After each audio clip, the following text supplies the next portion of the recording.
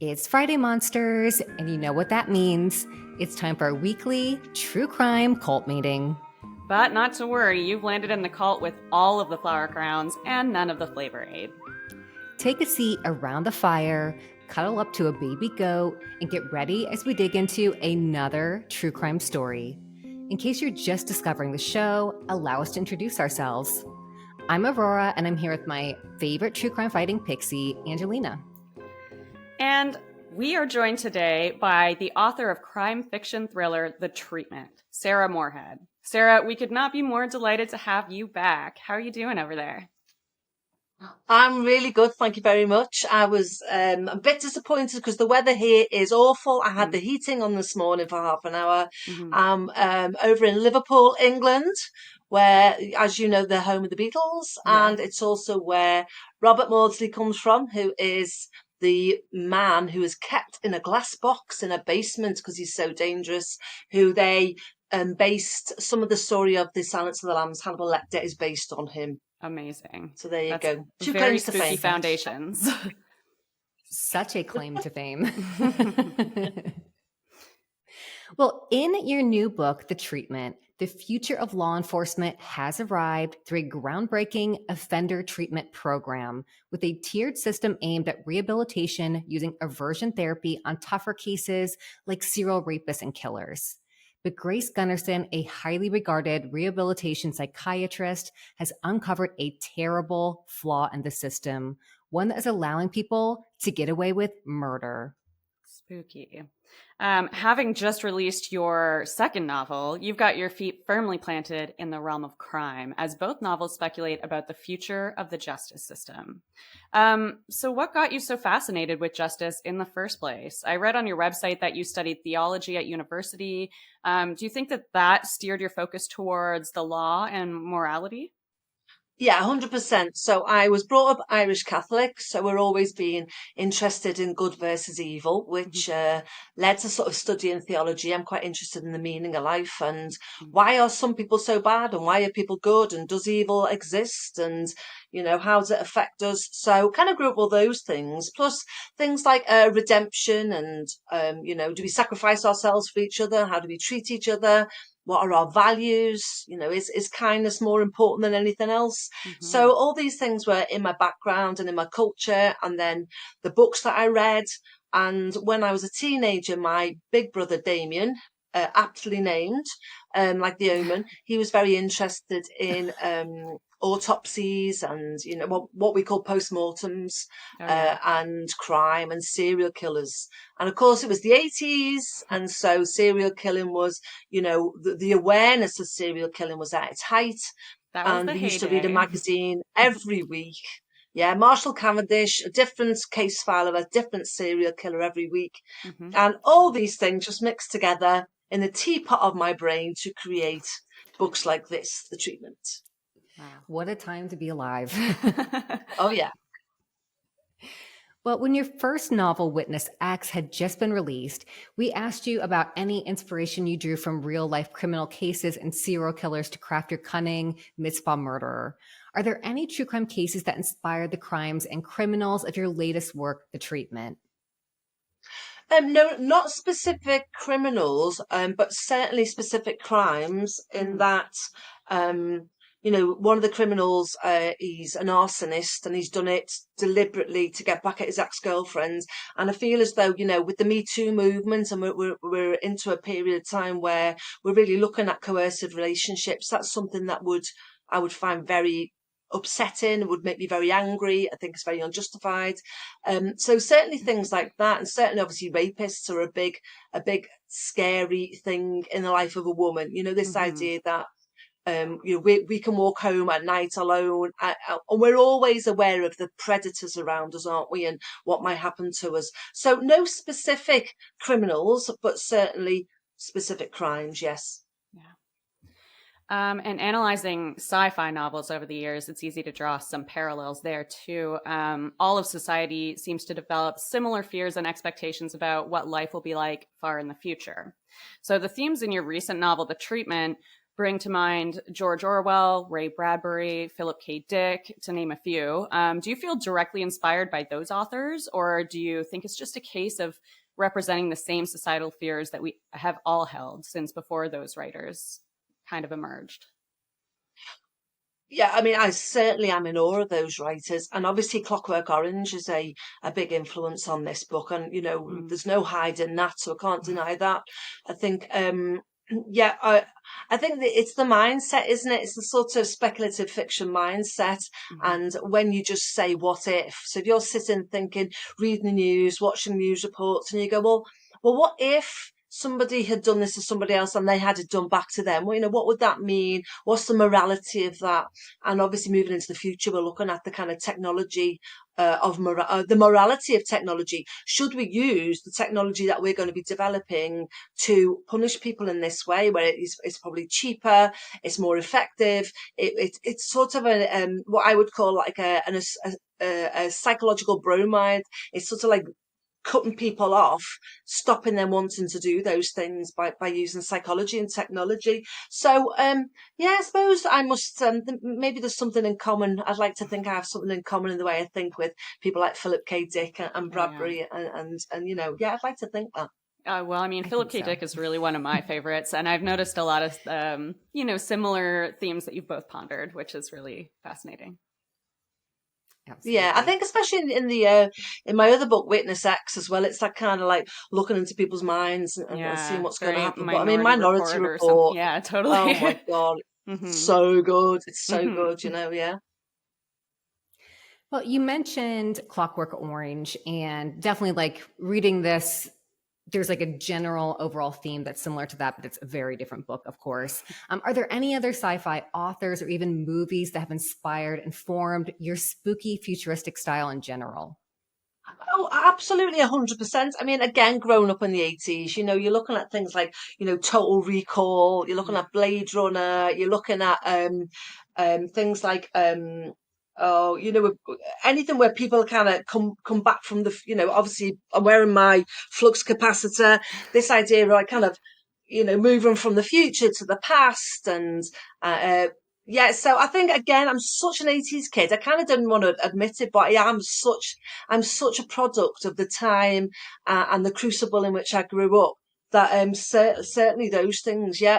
And I absolutely adore Roald Dahl and a lot of Oh, his yeah. adult books and that kind of twisty, sort of sinister take on life. I think they are beautiful. They're wonderfully crafted and so clever, and they just get you thinking about life. And I think the thing about crime fiction and specifically speculative crime fiction is that it's a massive comment on society at the moment, isn't it?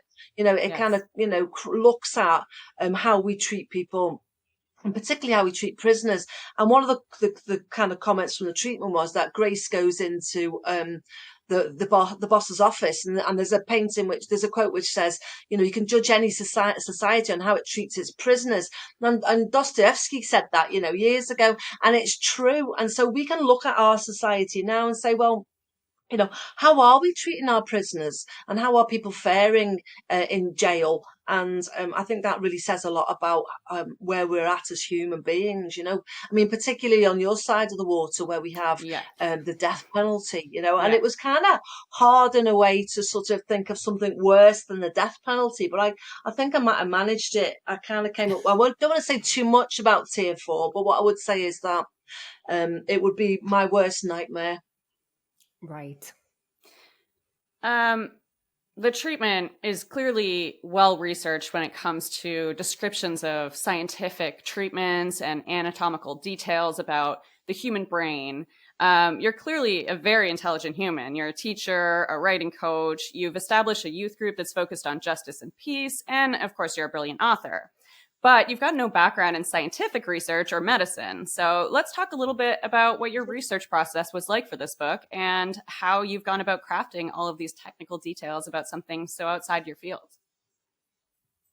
It is outside my field, and thank you so much for the kind things you said about me. Now, again, as I said, I grew up in an Irish Catholic household, but my dad is a scientist and my brother was a scientist. So we kind of always grew up thinking, science and religion were happy bedfellows. And I've always been quite curious in those things and curious about technology. But a lot of writing is smoke and mirrors. So I'm not as smart as I might pretend to be. I might come across a bit, it sounds so just real, by fooling people by throwing a few things in. However, what I would say is that because I am so interested in psychopathy, I really went into looking at this in great detail. So much so I picked on a load of my friends who are medics and asked them loads of questions. And I found a wonderful woman called Dr. Jane Martlew, who was a neuropsychologist up in a hospital very close to me. So what I'd done was I was trying to get onto the research. I was trying to get in touch with universities and thinking maybe I could get in touch with the neuroscience department. Maybe they could give me some, tips and hints where to go. But because it was lockdown when I wrote the treatment, because I wrote it just completely over lockdown, COVID, they were all shut, you see. So there was nobody really there. Anyway, so I don't even know how I got in touch with Jane. I think I just threw something out on Twitter and somebody said, why don't you get in touch with Aintree Hospital, which is literally about 6 or 7 miles up the road. Wow. And this wonderful woman got in touch with me and we became friends over the internet. We kind of, spent a bit of time chatting about it. She says, I'm going to go away and have a think about it and come back to you. And then based on what she'd said, and also I'm very lucky because my cousin's a neuroscientist. So I got to literally pick her brain, not literally pick her brain, but like pick her brain and she knows about brains. You know what I mean? So we had a chat about it as well. So what I actually partly believe that the things I brought up in the treatment actually could work to some degree if we had this sort of technology, because when we were talking, psychopathy is fascinating. It upsets me and angers me that such a small percentage of the society causes so much havoc and chaos and hassle. Mm-hmm. After saying that, as you know, sort of they reckon about 1 in 100 people are psychopaths, and a lot of them are very, very stable, useful members of society who make very difficult decisions, who are, you're talking about your surgeon operating on a baby, the emotions are out the window, his ego's massive, he can do it. You're talking about CEOs have to sack loads of people so they can make money for their business. You're talking about, lots of different people who have this way of being, this temperament that's very useful. The ones I was obviously concerned about were people who cause all the problems. So when I spoke to Jane and we started talking and learning, digging a bit deeper into psychopathy, we found out that there are 4 different types of empathy. So I don't know if you know this, but empathy is kind of like it's like an umbrella term for lots of different things that are happening in the brain. How exciting is this? Because you see, I think empathy is the highest human quality. I think to feel empathy and to feel consideration for somebody else and to be able to make those connections, because as human beings we need to survive, and we survive by building community and building relationships, and what we all want more than anything else is to belong. So we need these things, but people who don't have empathy, they seem to survive as loners. They seem to get by. They seem to use other people to sort of to exist and to live the lives they want to. So there was these 4 types of empathy. So you have cognitive empathy, and psychopaths have this in bucket loads. It's you can understand what it means to feel sorry for other people. So they use this to manipulate other people. Because if I can figure out how Angelina might feel sorry if I've fallen over and hurt myself, I can make Angelina do things for me. And then you've got compassionate empathy, which is when you want to help other people. And I think, again, going back to my childhood and my background and my Justice and Peace group, I'm like, hey, there's loads of suffering in the world. Why don't we do something about it, and get these kids who live by me, who've been brought up in good families, they've had a good education. These are the leaders of tomorrow. So if I can get them while they're young now and say, hey, look at the world, what can we do? Then hopefully it'll develop that. But then we've got emotional empathy, which is that you can feel how somebody else feels. So very sadly, my brother's dog died this week, and I did have a Aw. little weep about it, because it's, it's, you understand how the kids feel, Yeah. you love your dog, you know how hard it is, how much it hurts. So that's kind of an emotional. And then there's a stranger one which I took a while to get my head around, called somatic empathy. Hmm. And what that means, if, say, Aurora fell over and banged her knee, my brain would mirror what she's feeling, and I might feel an ache in my knee. How interesting is Ah, that? So yeah. all these kind of Yeah. feelings, these are to help us to bond with other people and to build society and to build community, which I believe is essential for survival. And Absolutely. yet, psychopaths don't have it.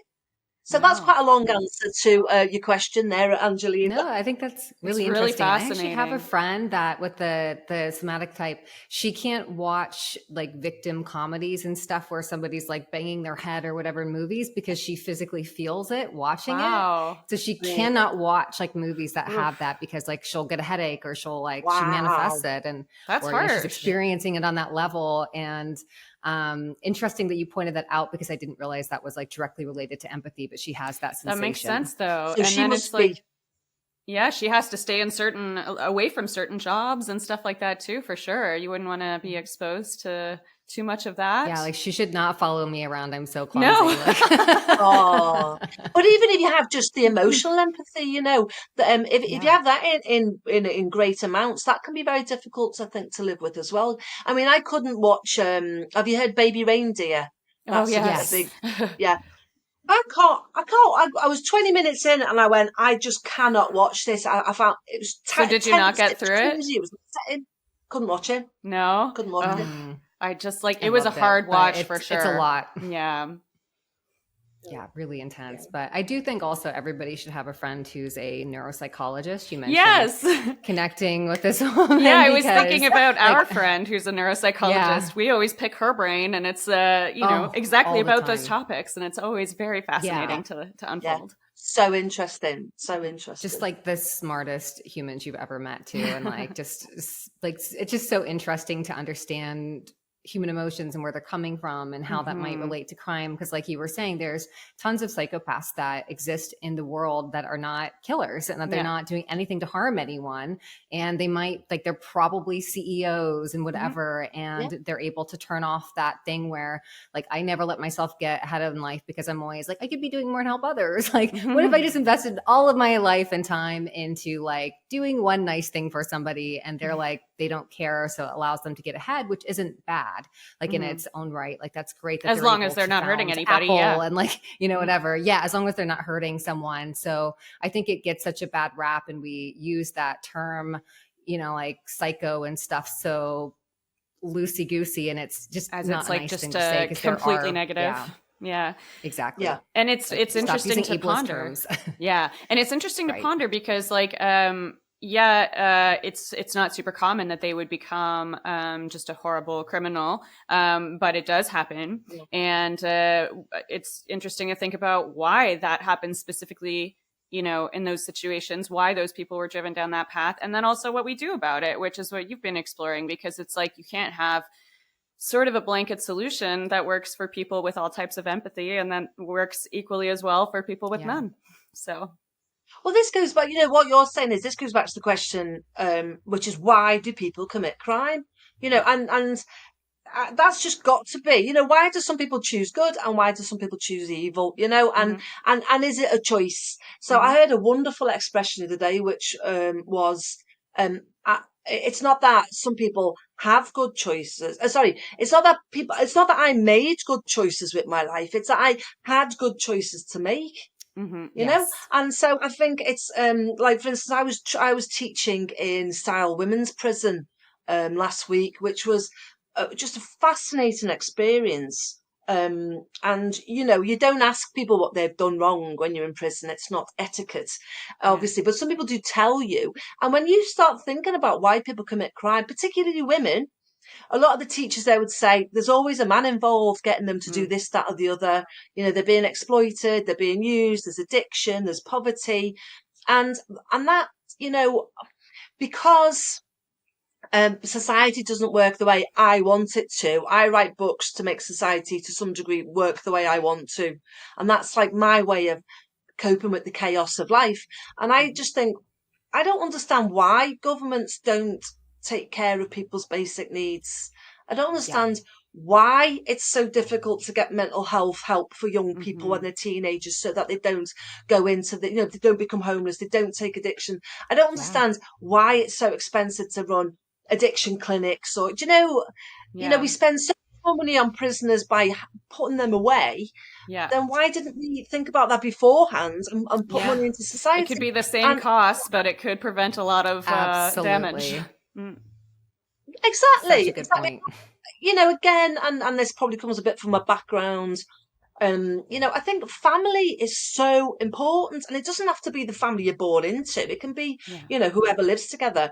It never, like in England, we had a thing called Sure Start, where for a long time a bit of money was put into women who had new babies and little babies and toddlers, and our dads as well, just to support the family. And I was lucky enough that when my sons were born, we could go along, there'll always be a nurse, you'd get some free books for toddlers, you'd get advice on feeding, you'd get, a bit of mental health, they'd do a bit of massage, they'd treat the mums. Now, this was amazing, right? This is what you need.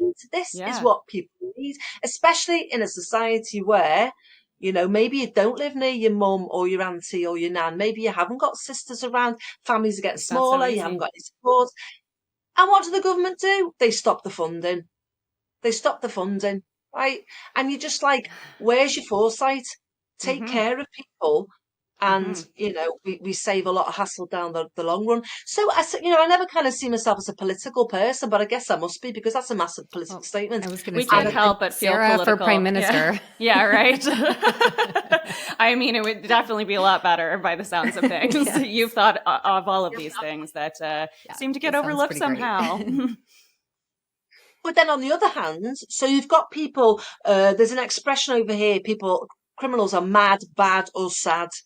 Okay, so people do stuff because they're mad, because they're bad, or because they're sad. And often, a lot of the women I met in the prison, they've had sad lives, they've had difficult lives. I didn't have enough guts to go into the male prison. I didn't feel comfortable. I was invited, but I didn't have the courage, but maybe one day, when I've been to the women's prison a few times.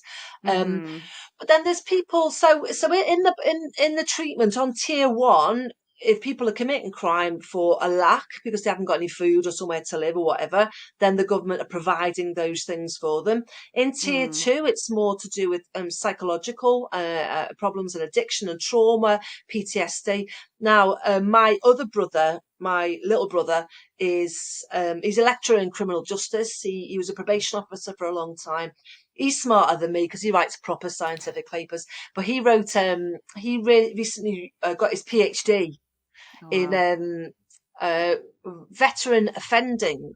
So 20% of the prison population over here, I don't know if it's the same as you, are people who've fought in a war, right? So you come out of the war, you're geared up to be physical, and then the government dumps you. You haven't got a job. You come back. You've seen the worst things. You've tried to go other places to help people. 20% of our prison population are these people. And so in tier 2, I've created this sort of what you guys would see as a summer camp place, like all kind of log cabins and stuff where people can go and get healed, and have their treatments and stuff. So they're probably kind of sad too. And then when we go up to tier 3, though, those people are bad and they're doing bad stuff. And, sometimes people just choose to do bad stuff. And what do we do with them? There is, and all these kind of tiers are based on the theories of punishments like rehabilitation, deterrence, retribution, and also, protecting people from society. And it's funny because I taught that, I teach RE in secondary school, so I taught a lot about theories of retribution. So again, I learned by teaching, and these things stayed in my teapot brain and kind of came out in this book. Amazing. Well, I didn't mention tier 4. And I don't really want to kind of go into too much detail because it's a reveal. But what I would say that the women I met in prison, one of them said, Helen, her name was, she said, Sarah, that was brutal. So she thought it was really, really tough. She goes, "Where did you come up with that idea from?"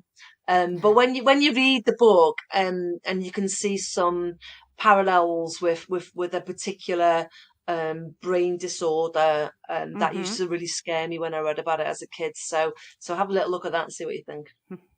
I loved it. And I think it is sort of one of those things that points out government corruption, right? Like on the surface, it all looks like, oh, we're doing all these programs to try to help people. But then it's like, again, we don't want to like spoil what goes on there, but it's not good. It's a pretty bleak future. And that does seem like something that the government would like install and then kind of hide from people thinking that we're doing the right thing. Government corruption? Does a thing exist? No kidding. Government corruption?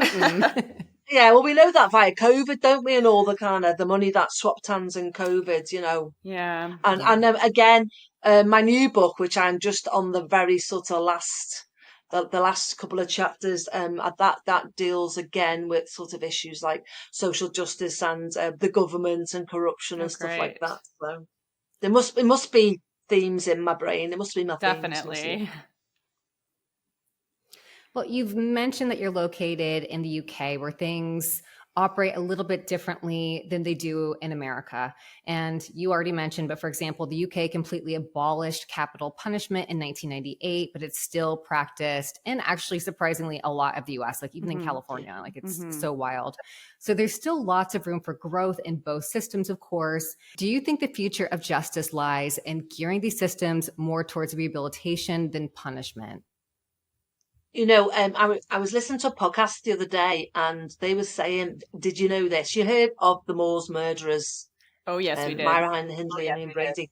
And you know that the death penalty was banished in England 4 weeks before they were caused.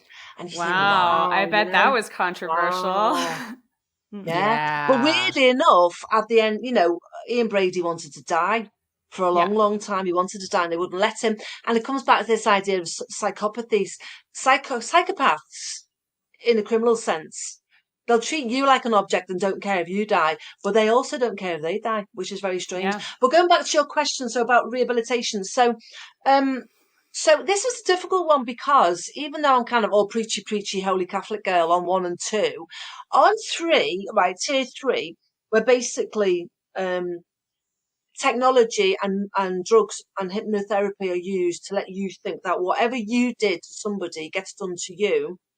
A part of me would really like to see that because I'm a human being, I'm emotional, and if anybody hurt my children, I would just want just the worst possible suffering because I'm a human being. That's what my emotions say, which is, kind of important in a way that our justice systems don't run on emotions because God only knows what has happened to people, So in the book, really, there's a lot of compassion for people who are suffering and struggling, but they still, you could give them everything in the world and they could still go back and reoffend for different reasons. Right. It's like you're saying, the brain's so complex and the reason why we do wrong things is so complex that how could you unpick it all? How could you unpick the reasons why people do such bad stuff?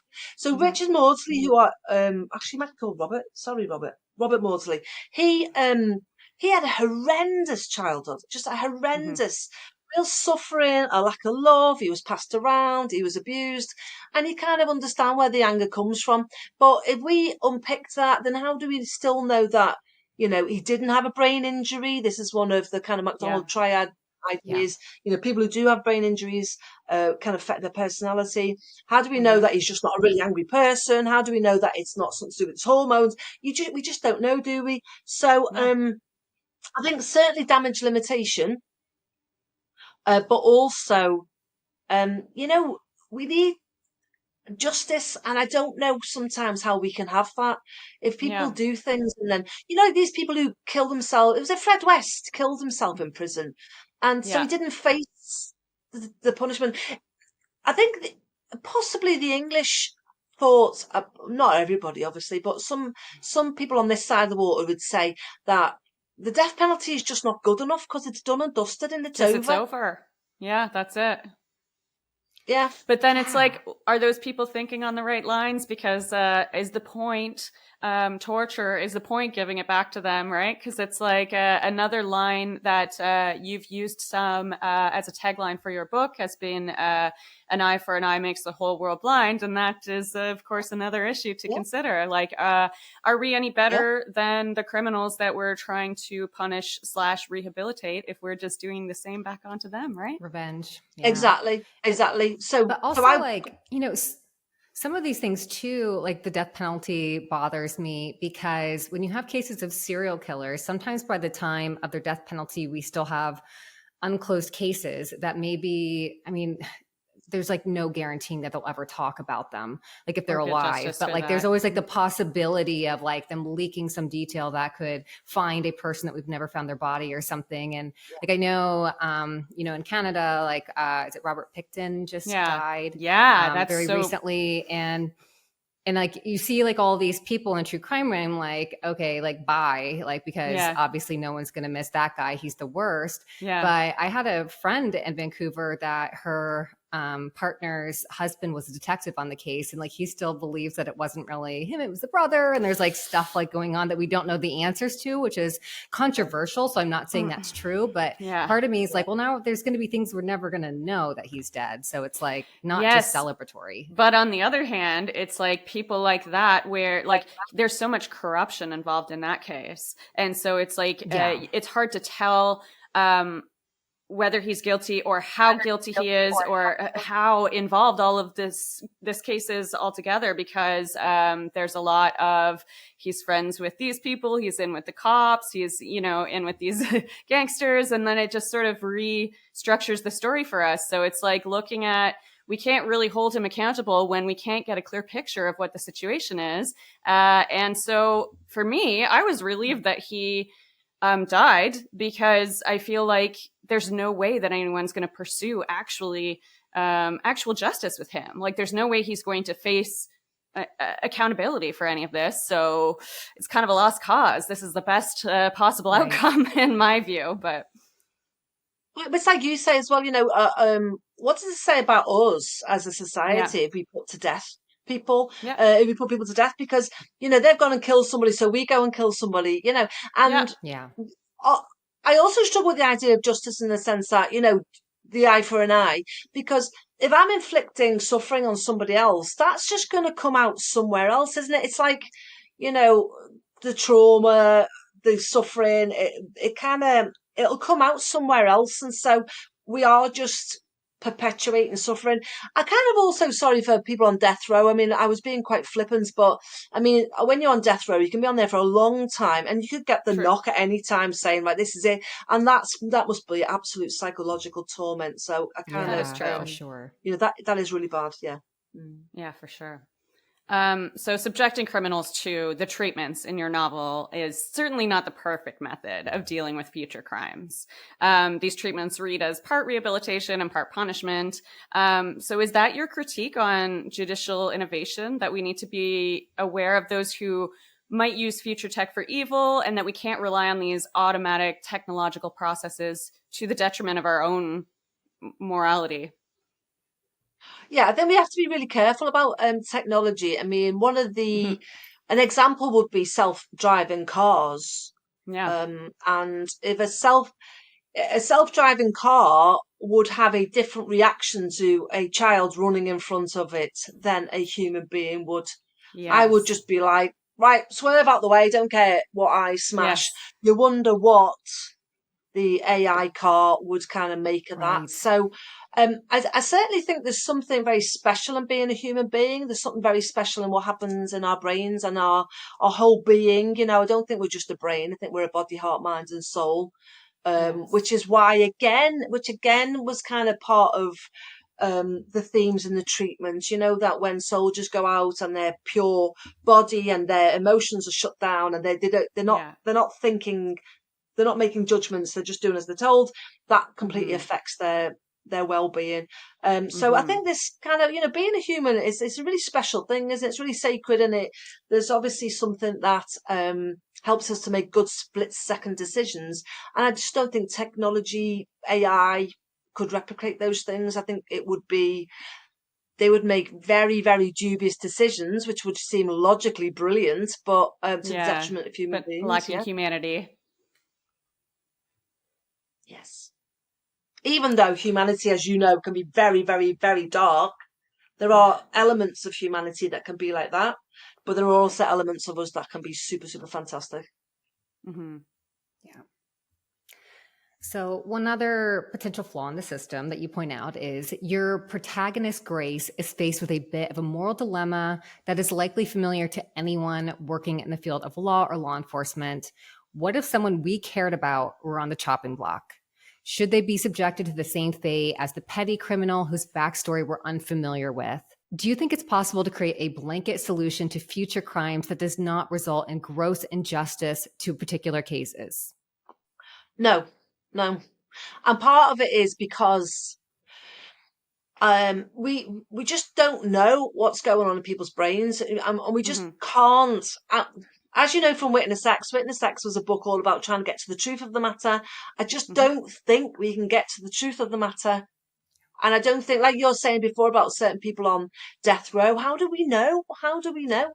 And how do we know to what degree things that affected them or other people didn't make them do the things that they did? So, some people would be out and out 99% evil. I don't believe anyone's 100% evil. 99% evil, go and do horrible things. They might deserve one punishment. Other people might do similar things, but for various reasons, with other consequences and other influences. There's nuance. And so it's nuanced, isn't it? It's completely nuanced, yeah. And it was funny because when I was out in, as I say, working in the women's prison last week, and as I say, you don't ask what people do. And I was sitting next to a primary school teacher, and you kind of do wonder. But there was another woman who wrote me this lovely letter, and she said, I can't be there today, but I loved your book, and here's to new beginnings, and and I was really riveted, and blah blah blah, and I had this letter on my pinboard because I thought, oh, lovely letter, and it turned out she was in for killing a child. And wow. when I was in there, it's kind of like you just look at them as people. I'm there as a teacher. Yeah. I'm there as a writer. They're just people. I don't know their past. I don't know what's gone on. And I just said to myself, Sarah, maybe you'd be rubbish in working in justice because you'd just be too soft. Because you just go, oh, they got a nice face. They got a dog. You don't know, do you? And you don't know. You don't know why she did that, and you don't know what caused her to do that. But when if I say to you, child killer, you go, God, terrible. Yeah, but it's absolutely. crazy. Yeah. So on a bit of a lighter note, is there anything that you're reading or watching right now that might appeal to any fans of your work that you would recommend? Or well, what I have, I'm watching The Walking Dead. I'm always watching The Walking Dead. It's just on the background always, and no, but I've been reading sort of books about transhumanism. About how we could get part of us changed so that we could become sort of. I long for those days. The older I get and the more my body hurts, I'm like, give me the robot body. I'm ready. Oh my God. I would love a robot body. Yeah, but even so even like the book I'm writing at the moment is called Enhanced, and it's about people who have brain implants. So imagine what's his name? Who runs Twitter and who renamed Twitter, Elon Musk, right? So he's sort of designed these brain implants that can help you use thought to move your body. So I've kind of been reading up on that quite a bit, and I've taken that a stage further, that people could get brain implants to make them, feel less pain, or to be physically stronger, or to to feel a different way. So the book's basically Wizard of Oz meets Frankenstein. There's four people who, like, there's Dottie, who's Dorothy. There's Leo, who's a bit of a coward. There's Heyman, there's like the scarecrow, needs to be brainier. Right. And there's Cora, who's a police officer who wants to feel more emotion, and they're kind of getting these brain implants. So a lot of sort of looking at reading up about brain plants and how the implants rather, and how they work. And again, come back to the brain. I mean, that £10 of pink stuff, pink jelly in your skull. Do you know, it's just so interesting. And like, It is. I don't think we don't use a lot of it. We just haven't got a clue how it works, and then we're putting all Yeah. these things in there trying to make us into something else. So any of that's absolutely fascinating. Yeah, Oh, I I mean, I was totally going to say, agree. you TV-wise, had I'm me just watching honestly at Bridgerton. brain implant. Yeah. Do you have Bridgerton in the US? Yes. It's basically Yeah. basically pretty dresses and sex. Got nothing to do with my subject, but I've been thoroughly enjoying But you're it. still into it. We Yeah, all need palate cleansers. Yeah, a little break from the normal content. yeah, a Bridgerton sorbet, absolutely. Well, that's utterly fascinating. I am so excited for your next novel. I've loved both of the novels you've written so far, but to hear references to The Wizard of Oz and Frankenstein in one piece, that sounds right up my alley. Very, very Absolutely. So thank you so much for joining us. We want to know, where can our listeners and viewers find the treatment? So it is on Amazon, but if you kind of go to my website, which is sarahmoorhead.com, you can find out all our information. You can see me, Angelina and Aurora's original hairstyle from 3 years ago. And Yes. yeah, you can find lots of information about me and what I'm doing. And I'm super, super excited. I don't know if you guys know about this, but there's actually a crime writers festival called Harrogate. And I am actually being invited to speak at Harrogate, which is like playing Ooh, amazing. Glastonbury for a musician. So that's going to happen in the summer as well. So, you know, keep anyone in the UK, keep check an eye that on out. Yeah. Check it out. For sure. Amazing.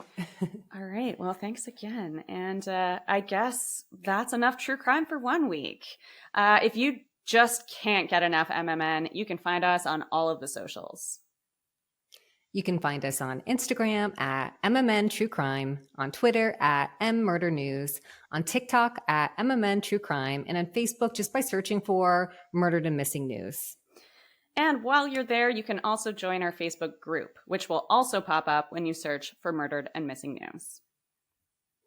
If you like what you've been hearing each week on the podcast or YouTube, let us know by leaving us a comment, like, subscribe, and maybe go the extra mile and leave our show a 5-star review on Apple Podcasts. We super appreciate your feedback. Have a great week. See you next Bye, Friday. spooky friends.